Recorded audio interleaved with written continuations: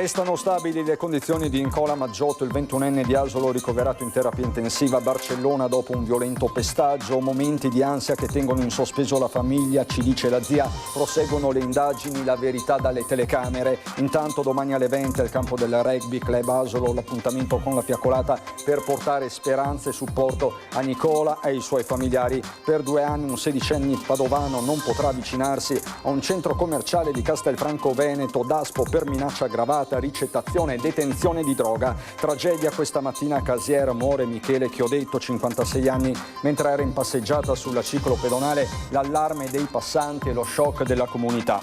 Ha violato il divieto di avvicinamento alla sua ex nonostante il braccialetto elettronico. 27enne arrestato dai carabinieri a Treviso. Violenza di genere nella Marca, aumentano le richieste di aiuto. Tragedia sfiorata in Comelico sul gruppo del Popera, 12enne travolto da un masso, cade ruzzola per 15 metri, vivo per miracolo. Mattanza dei lupi sul versante trevigiano del Cansiglio, sbranate 17 pecore, altrettante quelle ferite. Diversi capi dovranno essere abbattuti, esasperati agli allevatori. Tromba d'aria violentissima ma incredibilmente circoscritta in Cino, frazione di Arsiè, ne fa le spese il tetto della chiesa. Sono stati minuti di paura nelle vicinanze del lago del Corlo. A Venezia sono già ripresi i lavori del Consiglio regionale. La Commissione Politiche Istituzionali ha votato le prime intese sull'autonomia differenziata, ma è scontro tra maggioranza e opposizione sulla data del voto in Consiglio. Bentrovati, buonasera telespettatrici, telespettatori di Antenna 3. In primo piano per questa edizione trevigiana dei nostri telegiornali la cronaca con gli sviluppi sulla vicenda di Barcellona, il violento pestaggio ai danni di un 21enne di Asolo, Nicola Maggiotto. La verità potrebbe arrivare dalle telecamere del centro catalano. Intanto la famiglia prega e spera, parla di momenti di ansia che tengono in sospeso tutti. La zia di Nicola, Anita Pellizzari, l'ha incontrata oggi per noi la nostra Marta Zatta con Nicoletta Rizzetto. Le condizioni di Nicola rimangono comunque stabili, non ci sono state evoluzioni di nessun tipo. Però mi preme dire che ho sentito questa mattina i genitori di Nicola, mia sorella e mio cognato, che chiedono di smorzare un pochino i toni, non soltanto per preservare appunto questo momento di ansia e di attesa che tiene ferme le nostre famiglie, ma anche per preservare gli amici di Nicola che comunque, anche se sono tornati sulle loro gambe a casa, hanno vissuto un trauma, e quindi anche per proteggere loro che devono rielaborare questo evento grave che hanno vissuto sulla loro pelle. Condizioni stabili ma una battaglia ancora tutta da affrontare. Anita Pellizzari, assessore di San Zenone degli Ezzelini, ma prima di tutto zia di Nicola Maggiotto, nonché sorella di mamma Nicoletta, ci aggiorna così sulle condizioni del 21enne di Asolo ricoverato in terapia intensiva a Barcellona dopo la violenta aggressione all'esterno del locale spagnolo CC Club. Il giovane è tuttora in coma farmacologico, sottoposto a terapie per la riduzione di lesioni a causa del grave trauma cranico riportato durante il pestaggio per mano, secondo le prime ricostruzioni, di una quindicina di giovani di seconda generazione. Mamma e papà sempre al suo fianco non lo mollano un secondo, nella speranza che si risveglia al più presto. Nelle prossime ore lo raggiungerà anche il fratello 26enne Denis. L'intera famiglia è riunita per dare il massimo supporto a Nicola e vederlo finalmente riaprire gli occhi. Proseguono intanto le indagini per risalire all'identità degli aggressori e per capire cosa li abbia portati a una tale brutalità. Gli amici raccontano di un cambio di atteggiamento del gruppo dopo averli sentiti parlare italiano, ma non ci sono al momento certezze sulle ragioni della violenza. Nel frattempo, un'ondata di affetto e supporto sta raggiungendo a distanza la famiglia Maggiotto in queste ore di grande attesa e speranza. Ci tengono inoltre a ringraziare tutti quanti quelli che si sono spesi dalle autorità, il sindaco di Asolo e anche il mio sindaco a cui mi sono rivolta subito per cercare di aiutarci in qualsiasi modo possibile. Sono in costante contatto con il consolato italiano, stanno ricevendo aiuto anche e soprattutto dal reparto infermieristico dell'ospedale che li ha aiutati a trovare un alloggio e appunto sono in costante contatto con l'ambasciata. Per quanto riguarda invece le indagini sono in corso e di conseguenza non ci sono aggiornamenti, dobbiamo lasciare che la tensione cali un pochino per riuscire a concentrarci su quelle che sono le cose importanti. Prima di tutto che Nicola torni a casa presto e soprattutto che la giustizia insomma faccia il suo corso. Intanto domani sera alle 20 al campo del Rugby Club Asolo l'appuntamento con la fiaccolata per portare speranza e supporto a Nicola e ai suoi familiari. Oggi amici e volontari erano al lavoro per preparare questa serata di mobilitazione. L'ho visto crescere qui, era piccolissimo, mi emoziona. Veniva chiamato Svizzeretto. E come mai? Perché il papà è nato in Svizzera, e il papà lo chiamava svizzero e Nicola.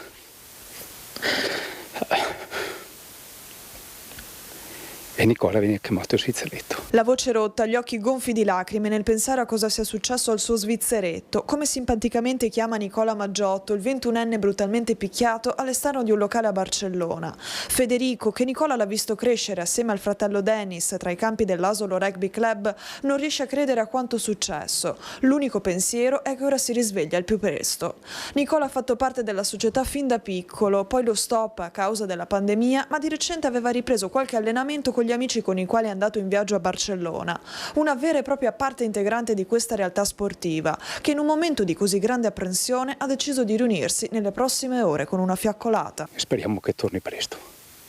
L'abbiamo visto qui a luglio, che abbiamo fatto un torneo di touch, era qui presente, abbiamo giocato anche assieme durante gli allenamenti qualche sera e niente. Sotto il sole cocente di mezzogiorno, Federico si è per questo preso la briga di tagliare l'erba nel campo di rugby dove si svolgerà il momento di raccoglimento. Tutto deve essere perfetto, come Nicola merita. Sono attesi tantissimi amici, compagni di rugby e tutti coloro che lo stanno aspettando a casa a braccia aperte.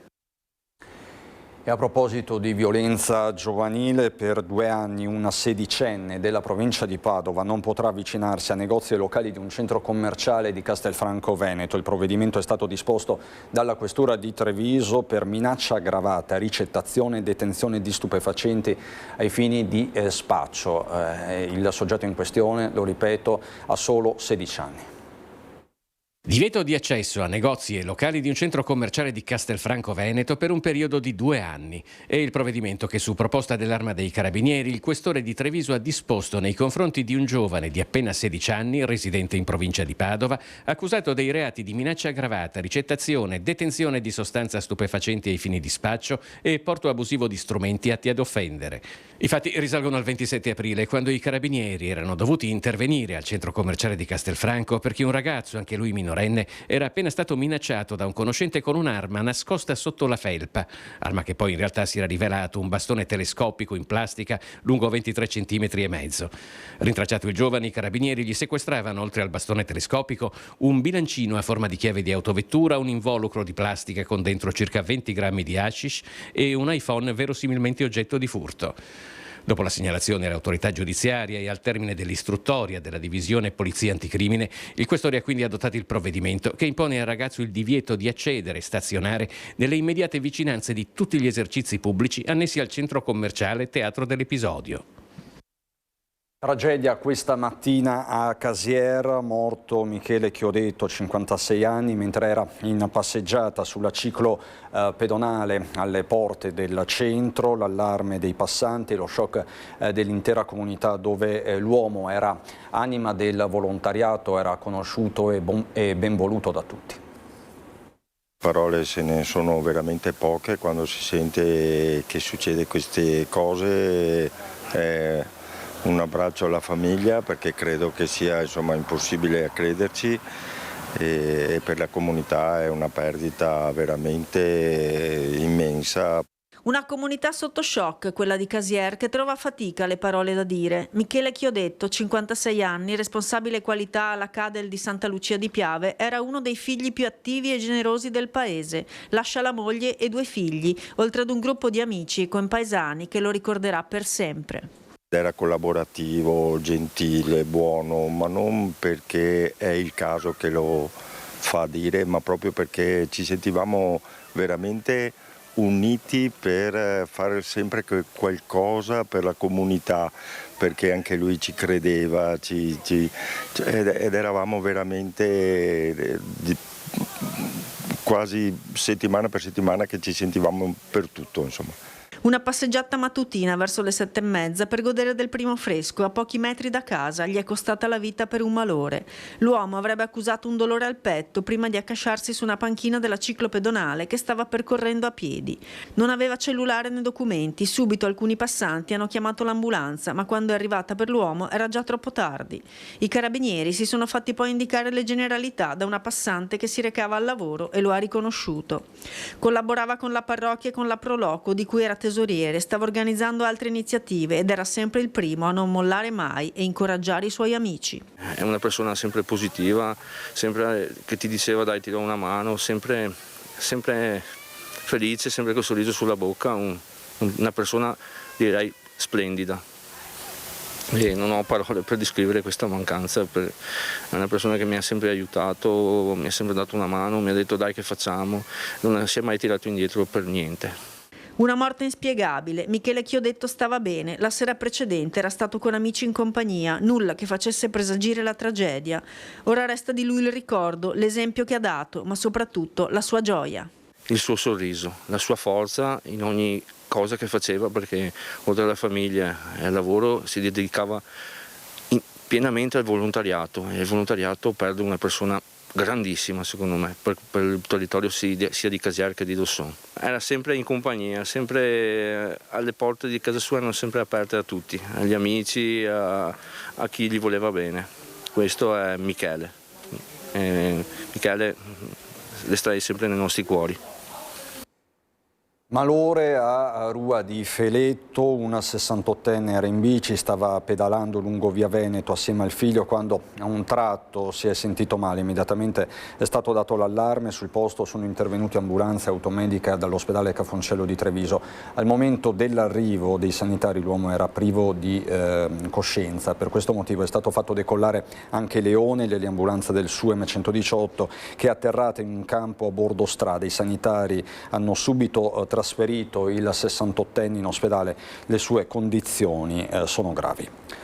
Ha violato il divieto di avvicinamento nonostante il braccialetto elettronico. Un 27enne italiano è stato arrestato dai carabinieri dopo essere stato nel bar frequentato dalla ex. A lanciare l'allarme la donna stessa, una 47enne. Più in generale crescono le richieste di aiuto. È entrato nel bar che lei abitualmente frequentava, probabilmente con la speranza di vederla. Lui, 27 anni, trevigiano, aveva però il divieto di avvicinarsi all'ex fidanzata di 49 anni. Così per lui è scattato l'arresto. Ad allertare i carabinieri proprio la donna che lo ha visto entrare nel locale. Il giovane ha trascorso la notte nella camera di sicurezza del comando provinciale dei carabinieri di Treviso in attesa dell'udienza di convalida dell'arresto di fronte al giudice. Per lui è stata disposta la misura dell'obbligo di firma. La coppia era stata insieme qualche tempo e alla fine della relazione aveva innescato diversi litigi. Lui non voleva saperne di chiudere la storia. Così è scattata la denuncia da parte della 49enne.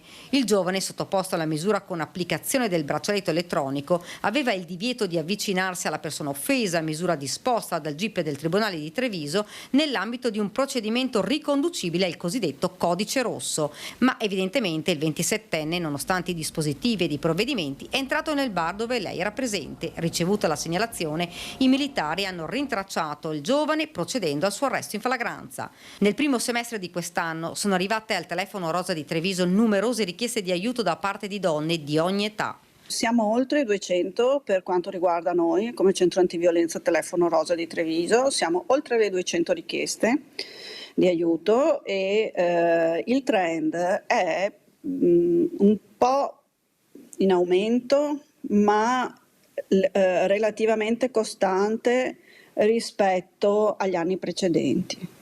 Quindi non è che sia un dato ottimo. Tenendo presente che questo numero riguarda solo uno dei 5 centri antiviolenza della provincia di Treviso. Sono molto alti. Consideri che i nostri accessi, noi di contatti noi li abbiamo online, al telefono, di persona, sui social, quindi Purtroppo vediamo che continuiamo a non arrivare dove dovremmo arrivare. Una battaglia quotidiana per aiutare le donne, per strapparle da un pericolo fatale, per evitare tragedie come quella di Tania Terrin, uccisa dal suo ex fidanzato. Auto finisce fuori strada, 3 feriti. L'incidente è avvenuto questa mattina verso le 8 in via Circonvallazione a Castelfranco Veneto. Sul posto sono giunti i vigili del fuoco che hanno liberato dalle lamiere 2 persone rimaste intrappolate nell'abitacolo. Il ferito in codice di media gravità è stato portato al Cafoncello di Treviso dall'elicottero partito dall'ospedale di Padova. Gli altri 2 occupanti dell'auto, anche loro non in pericolo di vita, sono invece stati ricoverati in ospedale a Montebelluna. La polizia locale ha svolto i rilievi di legge e regolato il traffico durante le operazioni di soccorso. Inevitabili disagi alla viabilità alle porte di Castelfranco Veneto. Mattanza dei lupi sul versante trevigiano del Cansiglio. Siamo nel territorio comunale di Fregona, sul confine con il versante bellunese con Tambre. Sono state sbranate ben 17 pecore, altrettante quelle ferite. Diversi capi inoltre dovranno essere abbattuti e tra gli allevatori c'è una vera esasperazione. L'attacco finora ne abbiamo contate 17 morte, però ce ne sono parecchie ferite, tra cui sicuramente un 4-5 vanno abbattute, assolutamente. C'è sempre un film dell'orrore vedere tutti quei capi con le budella a penzoloni o addirittura col collo squarciato. È una mattanza con pochissimi precedenti, quella registrata sul versante trevigiano del Cansiglio, nel mirino in particolare l'azienda dell'Antonio in territorio di Fregona. Oltre ai 17 capi martoriati ce ne sono altrettanti che hanno riportato ferite, diverse le pecore destinate all'abbattimento, come racconta anche Milo Veronese, che gestisce un agriturismo vicino e storico rappresentante degli allevatori. I lupi, dice, stanno cambiando pericolosamente abitudini. Il problema è che probabilmente i cervi iniziano a scarseggiare, vuoi perché ne hanno mangiati tanti, vuoi perché il cervo non è stupido e quindi si sposta, e adesso probabilmente hanno capito che si possono attaccare animali anche più facili da predare, nel senso che non possono nemmeno scappare, sono all'interno di una recinzione e quindi, essendo il lupo un animale opportunista, chiaramente ne approfitta. Molto probabilmente qui c'era anche un bel branco, forse anche con i piccoli, e si sono divertiti parecchio. La segnalazione ovviamente è partita alle autorità competenti, a poco è servita anche la recinzione elettrificata, ma la questione ha molteplici aspetti e tocca l'umore di chi vive e lavora nelle terre alte. C'è anche, una parte affettiva, al di là di quello che pensa la gente, cioè noi parliamo con i nostri animali. Spesso e volentieri vedere degli animali su cui contavi anche, vederli in quelle condizioni, il cuore assolutamente, insomma. Il danno poi è pure ambientale e riguarda la sopravvivenza di intere comunità. La politica deve capire che comunque in qualche maniera bisogna intervenire. Non è possibile lasciare che il lupo si espanda continuamente, perché questi fanno cuccioli tutti gli anni e quindi chiaramente il problema aumenta. Dobbiamo in qualche maniera trovare il sistema di eliminare un po' di lupi. Le leggi si fanno e si possono anche cambiare. Rischiamo con il lupo il completo abbandono della montagna da parte degli allevatori. Camion dei rifiuti di Contarina a fuoco questa mattina verso le 9:20, quando i vigili del fuoco di Treviso sono dovuti intervenire in via Fonderia per spegnere l'incendio causato dalla presenza di numerose bombolette spray che, una volta compresse, hanno causato un incendio. Arrivati sul posto, i pompieri hanno evitato che le fiamme si propagassero dal rimorchio alla motrice del camion. Il direttore generale di Contarina, Michele Rasera, ricorda che questi materiali non vanno messi nei bidoni del vetro, plastica, lattine, perché rappresentano una concreta fonte di pericolo, oltre a provocare ingenti danni materiali e compromettere la sicurezza degli impianti e degli operatori. Vanno raccolti e portati all'ecocentro. Sul luogo dell'incendio sono intervenuti anche gli agenti della polizia locale di Treviso. Tanta, come vedete, la cronaca, i fatti di cui vi abbiamo dato conto. C'è poi l'economia, è passato da poco Ferragosto e già si pensa alla ripresa di settembre, soprattutto da parte delle imprese, del manifatturiero, artigianato in particolare, che è preoccupato dagli alti costi e dalla crisi dell'automotive. Ad accompagnare famiglie, imprese e territori nella transizione nella provincia di Treviso ci sono 12.800 imprese, di cui oltre il 70% sono artigiane, maggiormente coinvolte nella protezione e cura dei territori, 2.300, di cui 1.100 artigiane nella filiera delle auto, delle quali oltre il 50% si occupano di riparazione e manutenzione di veicoli e motocicli, e ben 1.300 imprese, quasi il 70% artigiane, sono coinvolte nella filiera delle energie rinnovabili e dell'economia circolare. Nonostante le difficoltà geopolitiche, il settore tiene anche nei numeri. I dati sono confortanti perché l'occupazione tiene, quindi è chiaro che c'è una trasformazione, ci sono meno imprese artigiane, diciamo così, piccoline, però si stanno trasformando, quindi meno aziende in termini numerici, ma soprattutto tiene l'occupazione. È un modello collaborativo che si impernia sulla formazione, sulla quale da anni Confartigianato sta premendo l'acceleratore, tanto che Treviso è seconda in Veneto per numero di imprese che la fanno. Poi ci sono le nuove tecnologie come l'intelligenza artificiale, che ancora fatica a sfondare. Sull'intelligenza artificiale non nascondo che ho qualche perplessità, perché è un comparto, è una novità, è un qualcosa che noi conosciamo poco, ma ci stiamo applicando, e se ci saranno delle opportunità, anzi sono sicuro che qualche opportunità c'è attorno a questo nuovo sviluppo, nuova modalità di intravedere il sistema impresa, quindi noi ci saremo. L'altro fattore sono le nuove sinergie di mercato, come le comunità energetiche, che sempre più avranno spazio in un futuro non troppo lontano. Ma a preoccupare la ripresa oggi è il settore dell'automotive e il suo indotto. Per ora non c'è area di cassa integrazione, ma il settore è molto vigile. Certo, teniamo monitorato con una certa preoccupazione tutto quello che è l'indotto dell'automotive, che qui in Europa sta passando momenti non proprio positivi. Non è tanto un problema di approvvigionamento quanto un problema di costi, sostanzialmente. Se questi quattro matti che ci governano, che governano il mondo, non mettono la testa a posto, è chiaro che per noi sarà sempre più dura. La cosa che potrebbe farci vedere il bicchiere mezzo pieno è che se teniamo ancora la barra dritta in un momento come questo, che a nostro favore non ci viene per il momento nulla, vuol dire che siamo veramente forti.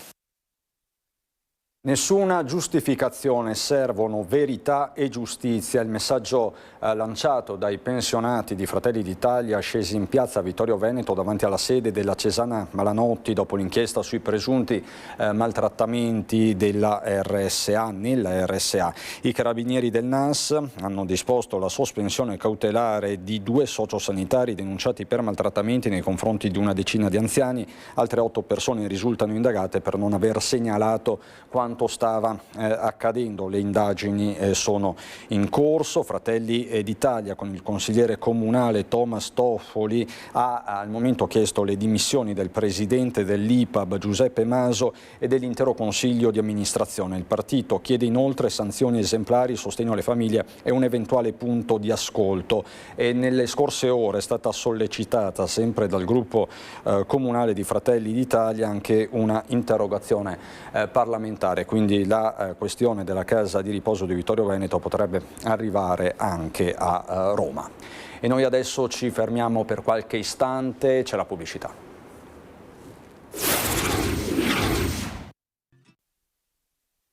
Ritorniamo in diretta con la politica, perché a Palazzo Ferrofini sono già ripresi i lavori del Consiglio regionale. La Commissione Politiche Istituzionali ha votato le prime intese con il governo sull'autonomia differenziata, ma è scontro totale tra maggioranza e opposizione sulla data del voto proprio nell'Assemblea. 3 giorni dopo Ferragosto, il Consiglio regionale è già al lavoro. Sul tavolo c'è l'approvazione dei primi schemi d'intesa col governo sull'autonomia differenziata e lo scontro tra chi vede i provvedimenti al voto come una svolta epocale nella storia amministrativa del Veneto e chi invece critica e denuncia tentativi di forzatura dei regolamenti statutari da parte di una maggioranza in cerca di piantare bandierine propagandistiche per calcoli di sopravvivenza politica. Nessun desiderio di trasgredire il regolamento del Consiglio regionale, ma solo la necessità di fare veloci. I veneti aspettano già da troppo l'autonomia. Dal 2017 hanno votato un referendum nel quale hanno chiesto condizioni e forme maggiori di autonomia per la Regione Veneto. Siamo arrivati a votare questi schemi di intesa, dobbiamo fare veloci, dobbiamo darli al governo più presto possibile affinché li possano trasmettere alle Camere per essere votati e diventare legge effettivamente. Ad aprire i lavori è stata la prima commissione con un voto su 2 intese. La prima riguarda previdenza complementare integrativa, protezione civile e professioni, attribuendo tra l'altro alla Regione il riconoscimento delle qualifiche e la relativa disciplina. La seconda intesa rafforza gli spazi di autonomia regionale su organizzazione e programmazione del sistema sanitario. Prossimamente le proposte saranno sottoposte alle altre commissioni consiliari. A dividere è l'arrivo del voto in Consiglio regionale. Qui, bollate da Lega e Lista Stefani come nemiche dell'autonomia, le opposizioni hanno ricorso contro la calendarizzazione urgente del voto. E alla fine avevamo ragione noi. Il servizio legislativo della Regione ha confermato che il progetto di legge sull'autonomia non aveva i caratteri di urgenza per poter essere inserito all'ordine del giorno dei lavori del Consiglio regionale prima del progetto di legge del fine vita. E abbiamo quindi fatto un doppio servizio sia alla legittimità dell'iter del progetto di legge sull'autonomia sia al fatto che venga approvato nel tempo più veloce possibile il progetto di legge sul fine vita. Andiamo adesso a Belluno.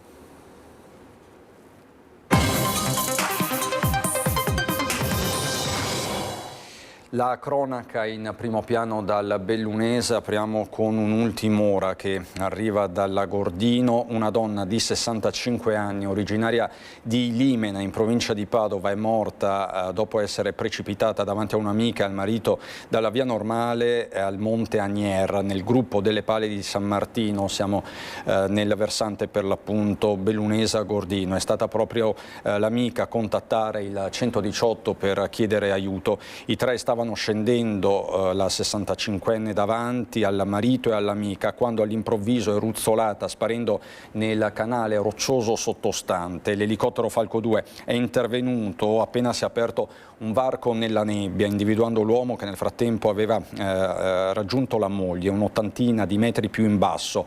La donna è stata subito recuperata dall'eliambulanza e portata al rifugio Scarpa, dove medico e infermiera hanno tentato inutilmente di rianimarla.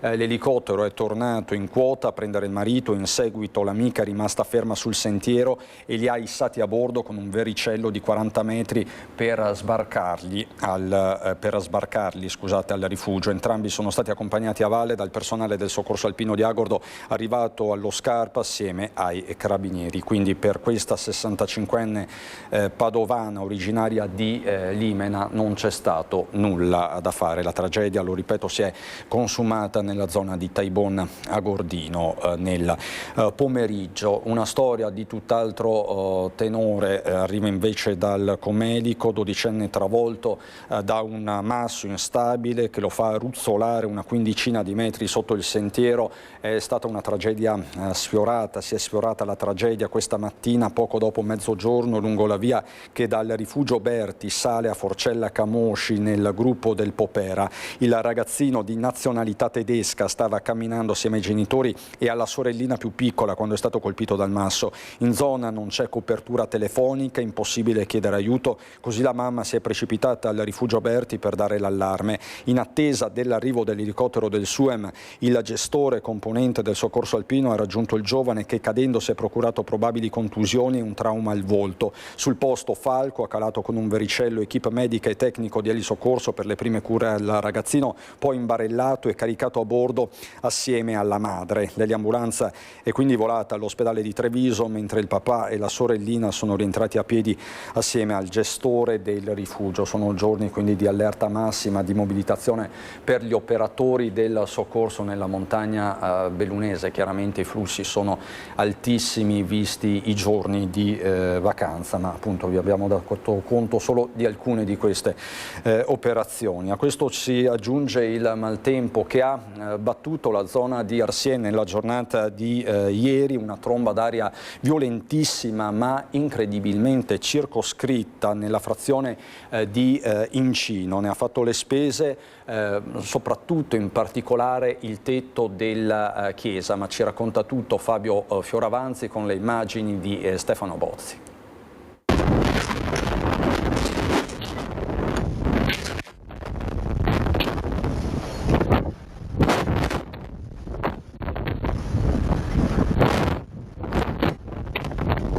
Momento di panico per una tromba d'aria a Incino, frazione di Arsiè collocata in alto sopra il lago del Corlo.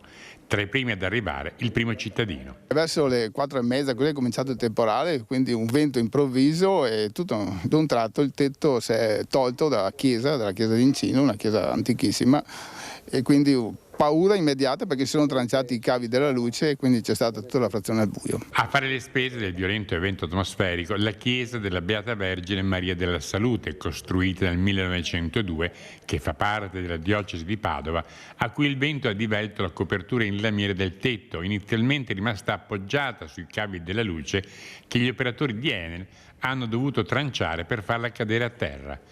Attimi di terrore per le persone che abitano le case nei dintorni, rimasti per alcune ore senza corrente elettrica. Abbiamo visto il temporale che stava arrivando, era talmente nero e brutto che faceva veramente paura. Noi abbiamo sentito del vento forte verso le 4 del pomeriggio e io ho guardato fuori dalla finestra e c'era un disastro, tutto un turbine di oggetti che giravano. Effettivamente c'è stata una forte ventata di vento che saliva dalla valle e ha preso, investito proprio questa zona. Volevo chiudere la porta su casa.